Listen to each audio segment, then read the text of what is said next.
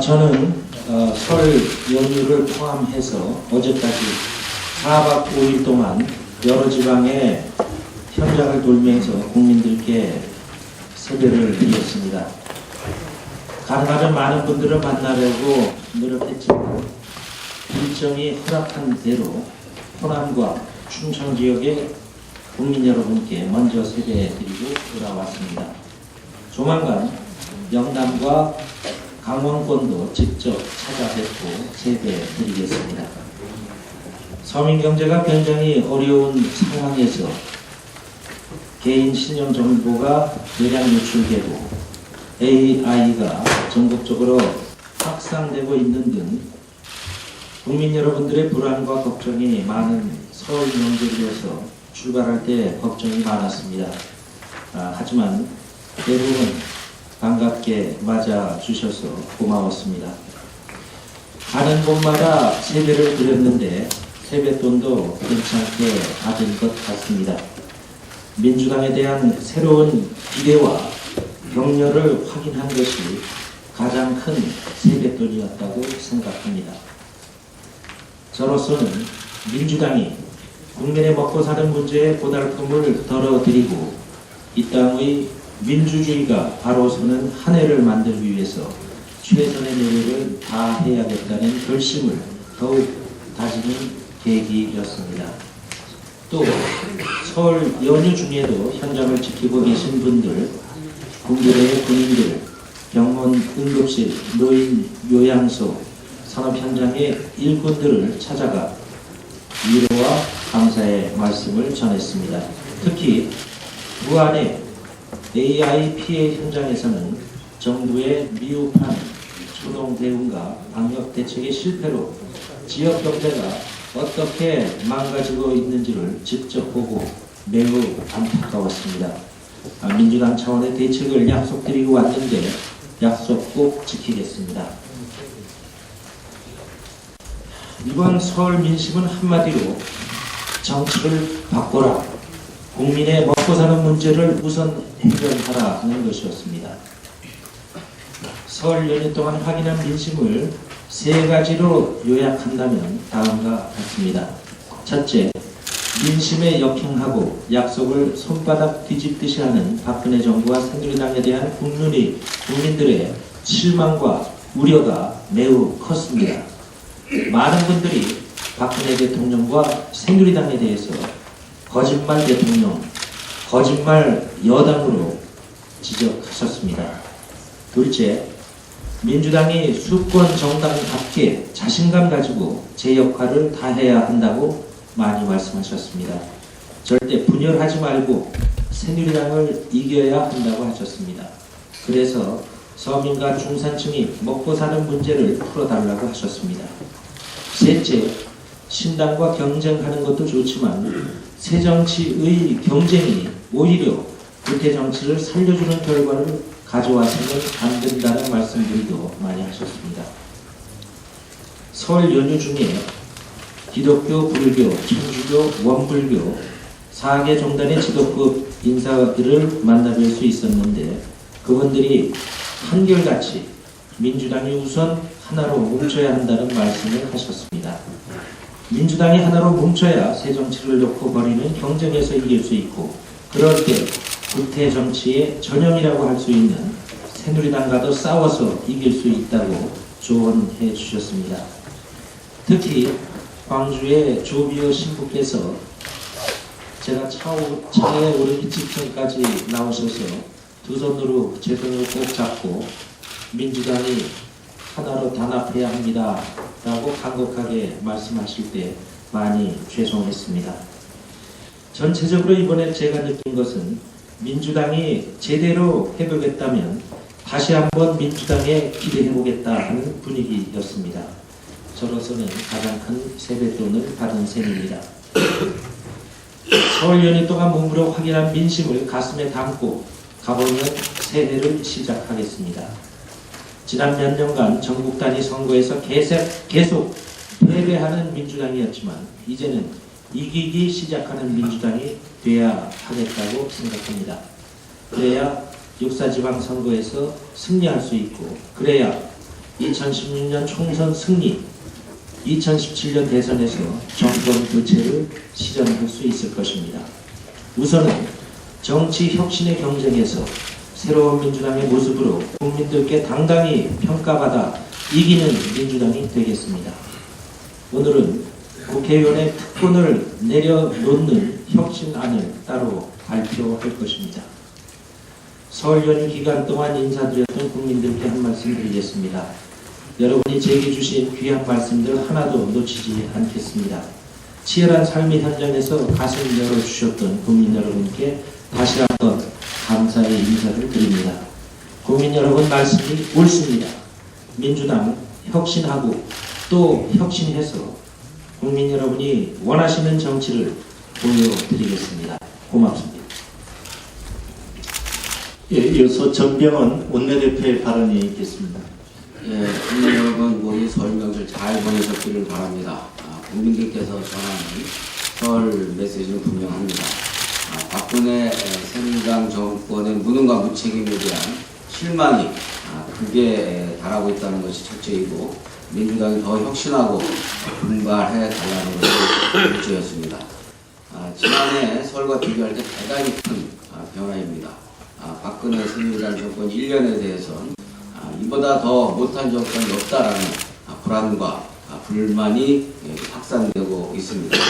민주당은 국민의 기대에 부응하는 노력을 멈추지 않을 것입니다. 그 첫 번째 과제로 민주당은 오늘부터 시작되는 2월 국회를 당면한 정조전 민생 3난을 해결하는 민생국회로 만들고, 국민과의 약속인 기초선거 정당공천 폐지 이행과 기초노인연금 대타협으로 국민의 신뢰를 회복하는 약속국회로 만드는데 본신의 노력을 다할 것입니다. 설날 아침 여수에서 발생한 기름 유출 사고가 사고 발생 나흘이 지나도록 사고 원인도 유출된 기름의 양도 아직 밝혀지지 않고 있습니다.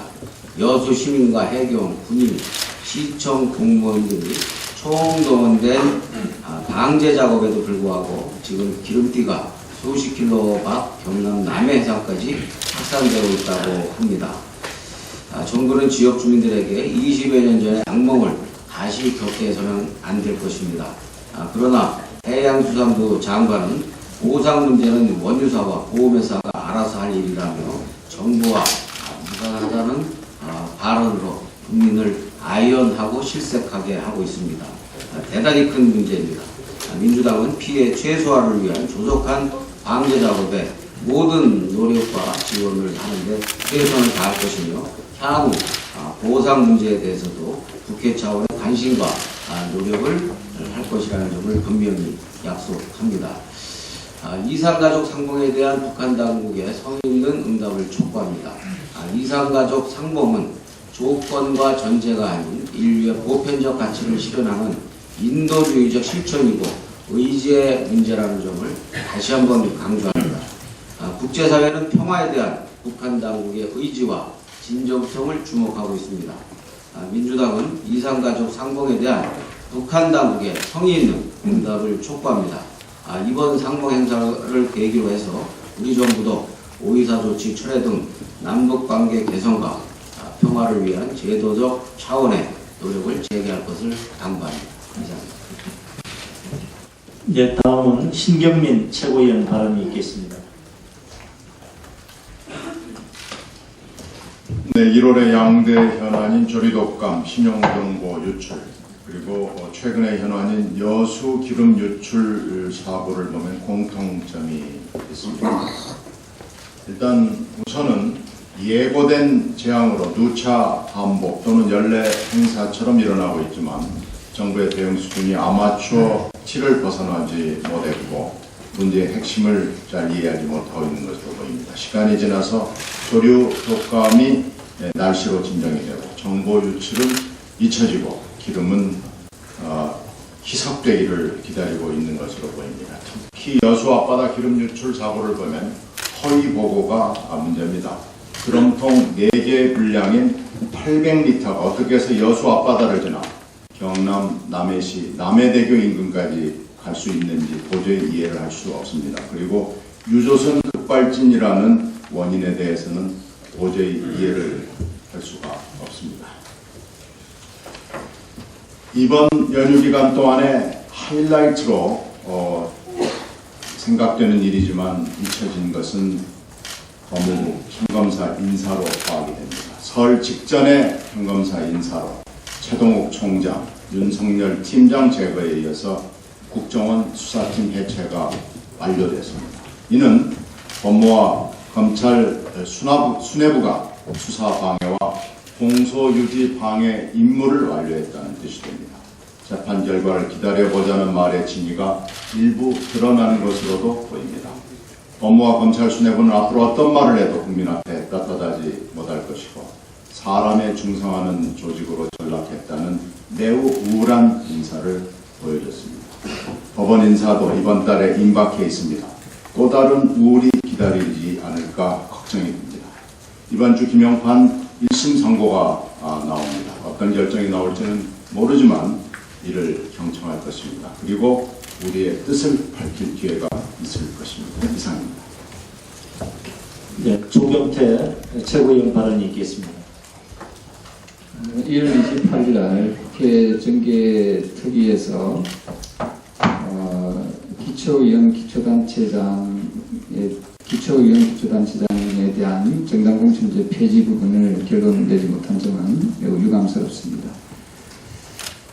오히려 기초위원회 숫자를 늘리고 강력의원의 숫자를 늘린 것은 국민적 민심에 역행하는 수준입니다. 아주 이 부분에 대해서 정개특위의 활동이 과연 필요한가 하는 생각이 듭니다. 지금이라도 기초위원 기초단체장 정당공천제 폐지 부분에 대한 정치개혁을 정개특위에서 합의해야 될 것입니다. 기획재정부가 어제 발표한 공공기관 정상화 대책을 통해 그동안 과도한 부채로 우리를 빚은 주요 공공기관의 40조 원 가량의 부채를 추가 감축하기로 했습니다. 기획재정부는 38개 중점 관리기관이 이런 내용 등을 담은 부채 감축과 방만 경영 해소 정상화 계획을 정부에 제출했다고 밝혔습니다. 당초 18개 중점관리 공공기관은 2017년까지 부채 증가 규모를 85조 3천억 원으로 억제하기로 했으나 이번 계획을 통해 45조 9천억 원으로 더 줄이기로 했습니다. 그러나 공기업의 개혁은 역대 정권에 흘러간 레파토리입니다. 정부는 매번 방만 경영, 부실 경영, 도덕적 해이를 뜯어고치겠다고 매설을 들이대는 척 했습니다. 그러나 진정성 없는 정책들을 추진하는 과정에서 공기업 부채는 500조를 넘어섰습니다. 이번 공공기관들의 정상화 대책을 마련하는 중에도 국회나 언론, 시민단체에서 낙하산 인사를 뜯어고치지 않는다면 공기업 개혁은 결국 공연불이 될 수밖에 없다고 수없이 강조했습니다. 하지만 이번 대책 어디에도 이러한 우려는 반영되지 못했습니다. 최근 사회공공연구소 발표 자료에 따르면 지난해 10월 말 기준 295개 공공기관 기관장 296명 중에 77명이 박근혜 정부 출범 후 임명되었으며 이 중 34명은 전문성과 관계없는 이른바 낙하산 인사로 무려 44%가 넘는 비중입니다. 특히 정부가 공공기관 정상화 방침을 밝힌 지난해 11월 이후에만 새누리당 의원이나 당원, 대선 캠프 인원 등 15명이 공공기관에 부임했습니다.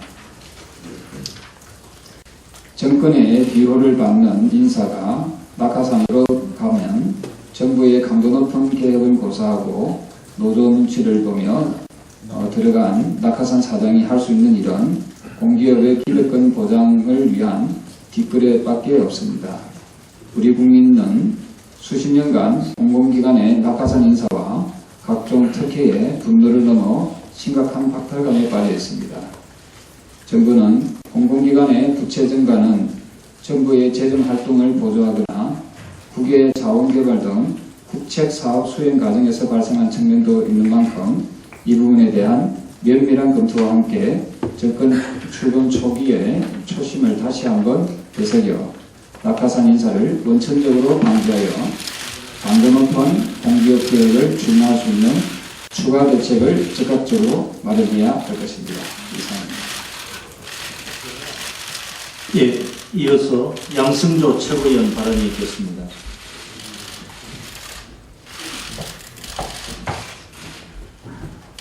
예, 이번 설 명절의 국민적 화두는 한마디로 무너진 서민 경제를 살리라는 것이었습니다. 또한 민생을 살리지 못한 박근혜 정부의 무능과 국민과의 약속인 대선 공약을 지키지 않은 박근혜 대통령에 대한 민심 위반이었습니다.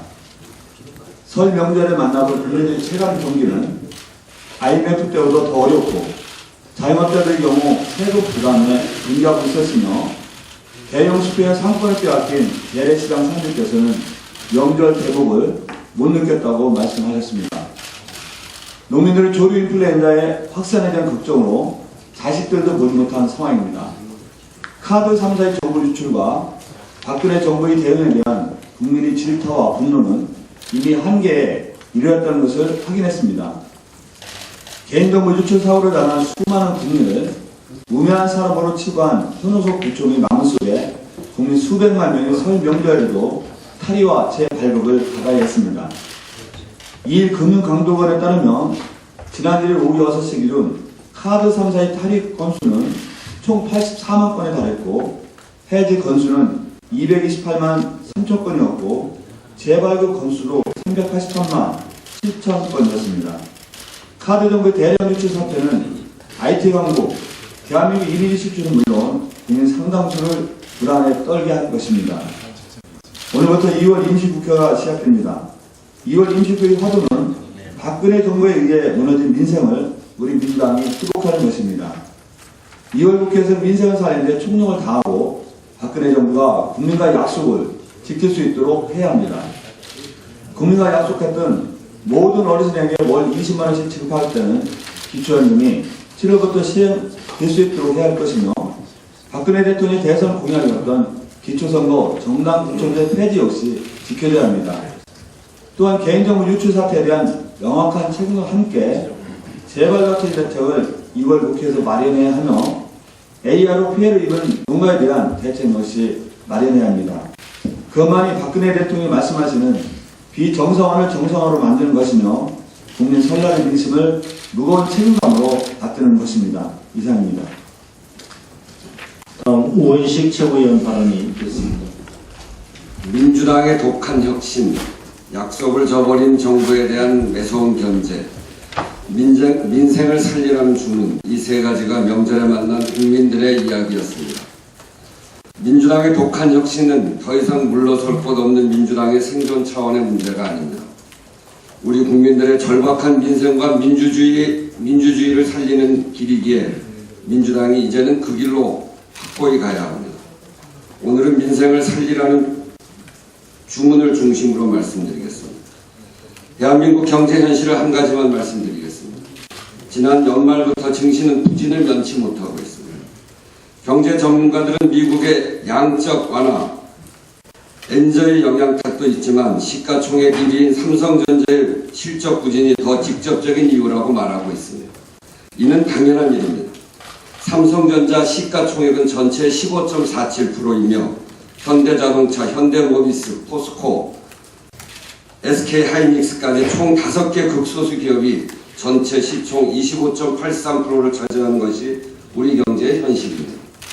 삼성이 기침을 하면 대한민국 경제가 몸살이 나는 수준을 넘어 중병을 앓는 지경까지 이르렀습니다. 그러나 삼성전자가 아무리 사상 최고치의 매출과 영업이익을 기록해도 현대자동차의 해외 점유율이 비약적으로 늘어도 이를 통해 국민의 삶이 나아졌다는 지표는 불행히도 발견되지 않습니다. 오히려 대한민국 전체 소득에서 기업 소득이 6% 늘어날 때 가계 소득은 12년간 7%가 줄어들었습니다. 그런데 이 모순을 바로잡아야 할 국가, 즉 정부는 모순으로 인식하기는커녕 방치하고 조장하기에 바쁩니다. 한 언론은 정부가 국소수 대기업에 몰아주고 있는 나라 돈이 한 해만 해도 126조 원에 달했다고 보도하고 있습니다. 국민 경제 발전을 위해 특정 경제 주체만이 혜택을 독점하는 경제 구조를 바로잡고 왜곡된 자원 배분을 해소할 의무가 있는 정부가 오히려 나서서 국부를 몰아주고 잘못된 경제 구조를 방치하면서 성장에도 다수 국민이 불행한 현실을 만들어내고 있는 것입니다. 민주정부 10년 동안 이 모순을 바로잡지 못해 정말 뼈아픕니다. 이런 아픈 과거가 있기에 새누리당 정부 5년 또 앞으로 5년은 아예 이 비정상을 정상적인 것으로 만들어내는데 몰두하고 있고 그렇기 때문에 민주당의 각오는 정말 비상해야 합니다. 모든 것을 내려놓는 내용으로 당의 체질과 정치 불신을 해소하고 이제 새로운 경제 구조를 당의 경제정책으로 전면화해야 합니다. 어떻게 혁신하겠습니까? 과거를 평가할 것 없이 새 출발의 기대감만 있는 것이 장점일 수 있습니다. 그러나 그것은 막연한 기대일 뿐입니다. 우리 국민의 절박한 삶의 문제를 맡기기에는 막연하다는 지적이 있습니다. 국민에게 실망을 드린 과거를 하더라도 제대로 평가하고 다음을 준비한다면 과거가 있다는 것이 큰 장점일 수 있습니다. 민주당의 독한 혁신의 정책적 방향은 경제민주화의 방향입니다. 이번 지방선거는 민주당 소속의 기초에서 광역까지 모든 지자체, 아니 국회까지 민주당표 경제민주화 정책을 전면에 내걸고 임해야 합니다. 민주당 소속 지자체의 4년간 경제민주화 정책 실천 평가지표를 만들고 엄정히 평가해서 재공천의 기준으로 삼아야 합니다. 이를 위한 평가의 틀을 민주당에 조속히 설치합시다. 그리고 지자체 소속 비정규직 외주 영역 해소 계획을 의무화하는 등 공공부문부터 경제민주화 공약을 내걸도록 하는 등 경제민주화가 지방선거의 핵심이 되도록 해야 합니다. 국회도 마찬가지입니다. 이번 2월 국회에서 그간 새누리당의 반대로 가로막힌 국회에 계류 중인 각종 경제민주화 입법, 특히 을들을 위한 입법의 관철을 위해 최선의 노력을 다해야 합니다. 독하게 마음 다지고 지도부가 중심이 되어 경제민주화의 깃발을 전면적으로 듭시다. 이것이 정치에 빠진 서민의 삶과 방향을 잃은 대한민국의 새로운 희망을 만들어낼 것입니다. 이상입니다. 네, 다음은 박혜자 최고위원 발언이 있겠습니다. 네, 설 잘 지내셨습니까? 모처럼 평안해야 될 설 연휴에 정말 대한민국은 안녕하지 못했습니다. 박근혜 정권의 불안정한 국정 운영 능력이 여실히 드러났는데요. 여수 앞바다에서는 또다시 대규모 기름 유출 사고가 발생했지만 자동차도 아니고 원유 운강선이 급발진 사고를 냈다니 황당하기만 합니다. 더욱 어처구니 없는 것은 정부는 사고 발생 사흘이 지났지만 아직도 정확한 기름 유출량조차 파악하지 못하고 있다는 것이죠. AI는 강원과 경북을 제외하고 전국으로 확산됐습니다. 지난해 11월에 농식품부의 역학조사위원회가 고병원성 AI가 발생할 가능성이 크다고 경고했지만 권고에 그쳐서 피해를 키운 셈인데요. 금융기관의 개인정보 대량 유출과 관련해서도 TM의 영업금지 그리고 TM의 조직고용 유지라는 그야말로 황당하기 짝이 없는 대책만 내놓고 있습니다. 최근에 질병관리본부의 국민건강영양조사에 따르면 우리 국민의 에너지원이 되는 음식으로 쌀의 비중이 뚝 떨어지고 술의 비중은 반대로 2배나 올랐다고 합니다.